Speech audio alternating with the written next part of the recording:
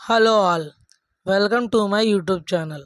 ఈరోజు మనం movie reviews and trailer reviews కాకుండా కల్కిలో భైరవ క్యారెక్టర్ మీద నా పాయింట్ ఆఫ్ వ్యూ గురించి మాట్లాడుకుందాం. మీలో ఎవరైతే ఇంకా మూవీ చూడలేదో వాళ్ళకి ఇప్పుడే స్పాయిలర్ అలర్ట్. మూవీ చూసాకే వీడియో చూడండి, స్కిప్ చేయకండి, వీడియో ఫుల్గా చూడండి. మనకి నాగశ్విన్ ముందు నుంచి హింట్ ఇచ్చారు. ఎగ్జాంపుల్, మీరు మూవీలో చూస్తే భైరవ మూవీలో ఎక్కువసేపు కవచంలోనే ఉంటాడు. అలానే భైరవ చిలకతో జ్యోతిష్యం చెప్పించుకుంటున్నప్పుడు చిలుక సూర్యుడు కాటు తీస్తుంది. అలానే మన ఇంటర్వెల్లో చూస్తే సూర్యుడికి గ్రహణం పెట్టినట్టు మనకు చూపిస్తారు. ఇవన్నీ అబ్జర్వ్ చేస్తే ఇవన్నీ మనం డీటెయిలింగ్ అబ్జర్వ్ చేస్తే ఇప్పుడు భవిష్య పురాణం ప్రకారం శ్రీకృష్ణుడు పాండవులకి ఒక ఆశీర్వాదం ఇస్తాడు. ఏంటంటే, మీరు మళ్ళీ కలియుగంలో పునర్జన్మిస్తారని ఆశీర్వాదిస్తారు. మీకు తెలిసినట్టే కర్ణుడు కూడా కుంతి పుత్రుడు కదా, అందుకే తనకు కూడా మళ్ళీ జన్మిస్తాడు. కృష్ణుడు ఎలా అయితే అశ్వత్థామకి ప్రాయశ్చిత్తం ఇచ్చాడో కర్ణుడు కూడా అలానే ఇచ్చాడు. ఇంకా మీరు గమనించి ఉంటే మూవీ రిలీజ్ డేట్లో కూడా అలాగే ఇంటర్వెల్ డేట్లో కూడా సన్ ఎక్లిప్స్ చూపించారు.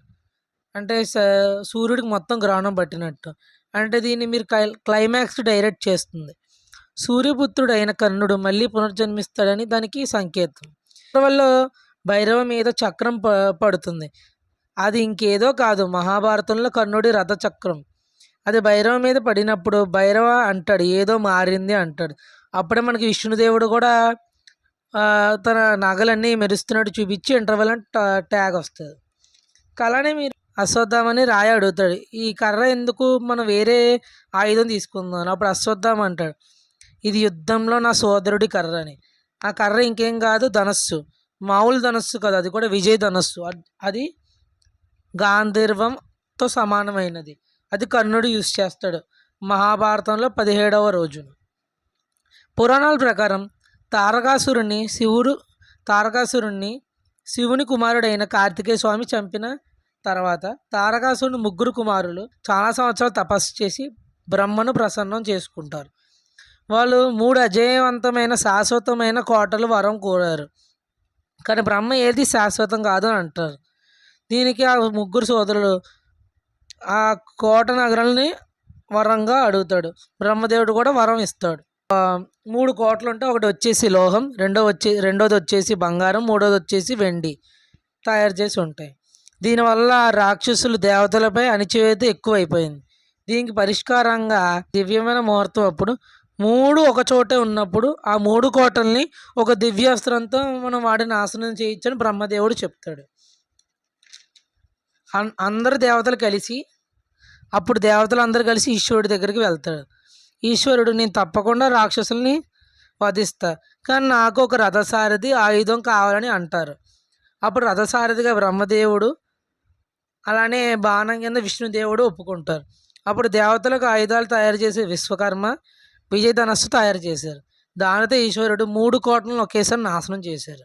ఆ తర్వాత విల్లు అనగా ధనస్సు ఇంద్రుడి దగ్గరికి వెళ్ళింది. ఆ తర్వాత ఇంద్రుడు ధనస్సుని పరశురాముడికి ఇచ్చాడు. దానితో పరశురాముడు భూమి చుట్టూ 21 సార్లు తిరిగి క్షత్రియ జాతిని నాశనం చేశాడు. అలాగే పరశురాముడు శిక్ష నేర్చుకోవడానికి వచ్చిన కర్ణుడికి ఆ విజయధనస్సు ఇస్తాడు. విజయధనస్సు యొక్క శక్తులు తెలియాలంటే ఈ వీడియోకి మంచి రీచ్ అండ్ వ్యూస్ వస్తే దీనికి తప్పకుండా పార్ట్ 2 చేస్తాను.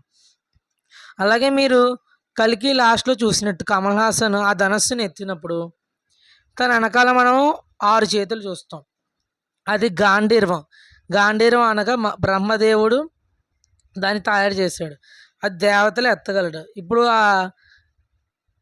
ఇప్పుడు ఆ కల్కి ఒక్క సీరంతో సుప్రీం ఎస్కిన్ దేవుడితో సమానం అయిపోయాడు. దేవుడు అంతా శక్తులు వచ్చేసాయి. అందుకే గాంధీర్వం కూడా